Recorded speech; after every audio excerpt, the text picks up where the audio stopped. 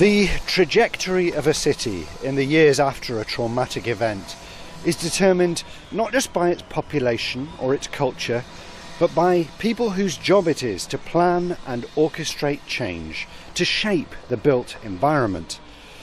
One of the most detailed accounts of the city's regeneration was a website and later a book called Rebuilding Manchester, compiled from Day 1 AB by a town planning student called Euan Kellie.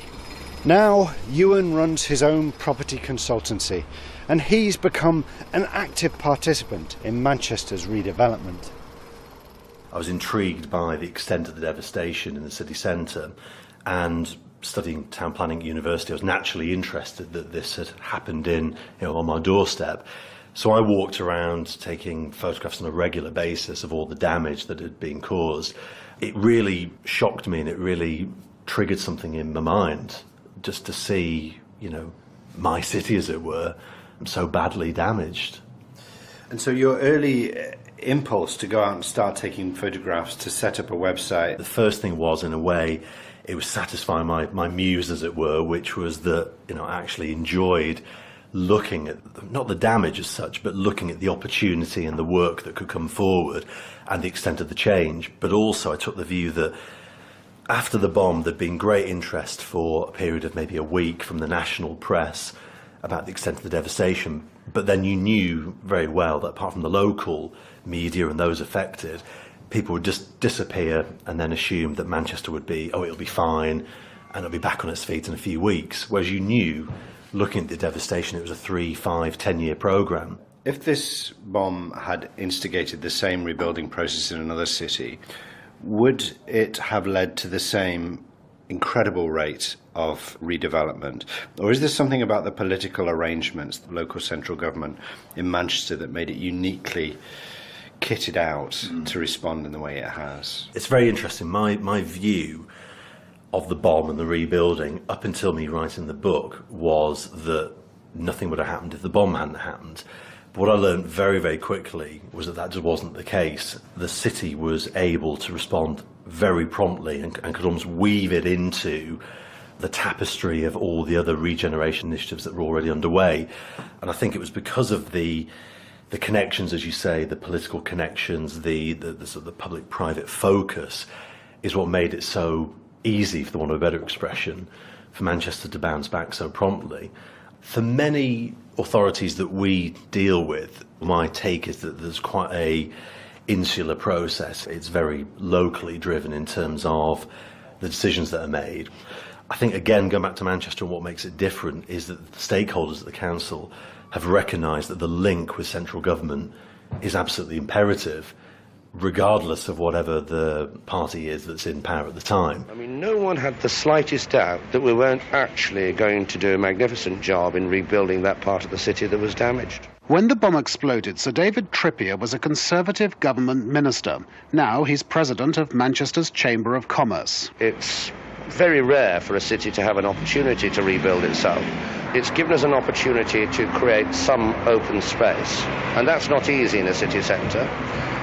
It's brought the cathedral much more into focus, and what you're seeing is that the city is actually spreading outwards. That's how you come to actually get a sort of bigger city.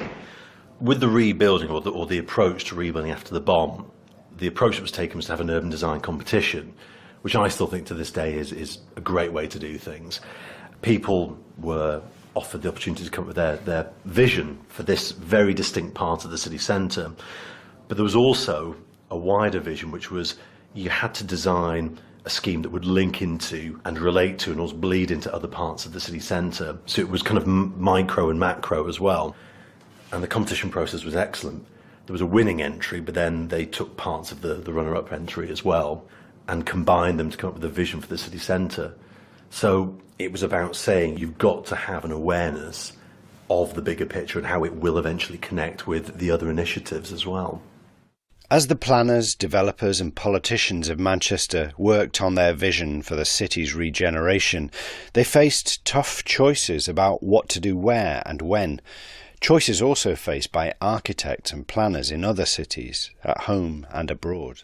I think we have in Europe the same problems. When I hear what the Manchester people now are saying, I think it reminds me exactly to the discussions of Berlin. What I'm always thinking is, if you are going to replan big areas in a so-called historic area, you have to be very careful of the things what are going to be. And I think in the end of this century we have to be very careful not to do again adventures, because this century was we made a lot of adventures in the sense of rebuild the modern town. I must disagree with the gentleman, because I don't think there's been enough adventure in this century. I disagree that there might have been adventure, formal adventure, but there has not been a really conceptual adventure. But I think the problem with Berlin is that the way they want to project the future is to look almost to the past. I don't believe in that modern pictures that we are building now. I think we have to come back to a continuation of city building. We have a problem, and we have always to discuss this problem. Well, we'll still be discussing it, I'm sure, in Manchester in the next 3 or 4 years. Thank you very much indeed. And so, finally, after 3 years of investment and building, the national media returned to witness the reopening of Manchester city centre. Newsbeat. A party is just about to start in Manchester to celebrate the reopening of the city centre. More than £500 million has been spent rebuilding the area, which was destroyed by an IRA bomb attack in 1996. I'm standing in Exchange Square, and in a few minutes' time the area will be open again. It's been redesigned and rebuilt. Just brilliant. I was walking down today looking at the waterfall feature and everything. It just looks so different.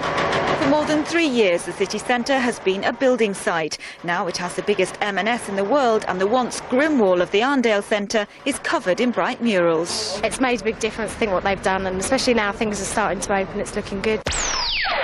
Radio 1. The feel of this bit of Manchester it's quite different from how it was before. It was a bit sort of closed off and marginalised, and now it's much more well used, which is great because everybody can enjoy it. But I think it does definitely appeal to an affluent consumer. We've lost a few sort of independent traders. So are you in two minds from what you're saying about the way in which the city finds itself now? I suppose it's like chains that could be anywhere, and it's making the city more homogenised in that sense. This is called a 95k sewing machine. It's a very, very old machine. It was made in 1908. In the middle of it all, John Pendlebury is re-establishing his old-fashioned tailor's shop. His old premises in the Corn Exchange were blown apart, but he was able to find a new location. To see it now, it's absolutely buzzing. Saturday afternoon, this Saturday just gone, the city was back to what I believe is going to be another Manchester. But not all the bombed-out businesses have been relocated. Andrew Hayes had a flour kiosk from which he ran a profitable telephone delivery service. 3 years ago, the council assured him there'd be a place for him in the new city centre. But although they've now made him an offer, he says it doesn't compare to what he had before.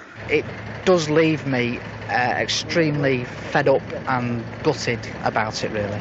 The City Council say Mr Hayes' case is exceptional. They say 95% of the traders who were... I hear what you're saying about the loss of independent shops, but some of those independent shops were not great. Some have moved as well in an area like the Northern Quarter, which is full of independent shops, but somehow you feel independent shops are being sold to you as a branded theme in the Northern Quarter. Yeah, I think there is definitely a sort of commodification of culture, the idea that there's a Northern Quarter, and this was called the Millennium Quarter originally. So there's something there, I suppose, about branding those spaces. Like many modern cities, Manchester has become adept at marketing and branding itself, characterising certain pockets of the place, like the hipster Northern Quarter we've just been discussing, or the gay village, or Spinningfields with its smart restaurants and boutiques. And this is in perfect keeping with the council's development strategy. I mean, one thing that Manchester, when I say Manchester, the council has done is they regularly parcel up large areas of land in the city centre and describe them as regeneration areas, development framework areas, and their focus is to come up with mini master plans, which is basically, if you look at it, it's the same model they used for the bomb. It's that times 20 or 30, and that is all about coming up with new frameworks, new ideas, new visions, and they do this on a regular basis. They keep it fairly footloose, agile, and that's absolutely right, because it gives developers the confidence that, you know, they can get on and deliver. And I think that leads on to a second really important point, which is that I'd say that in the last 6 years, I think it's fair to say the council's been quite bloody minded in terms of saying to applicants for planning permission, we want to know if you're going to get planning permission, you are going to build, because if you're not going to build, don't waste our time. They want to cherry pick and make sure that the right scheme comes forward. It's not like it was 20, 30 years ago.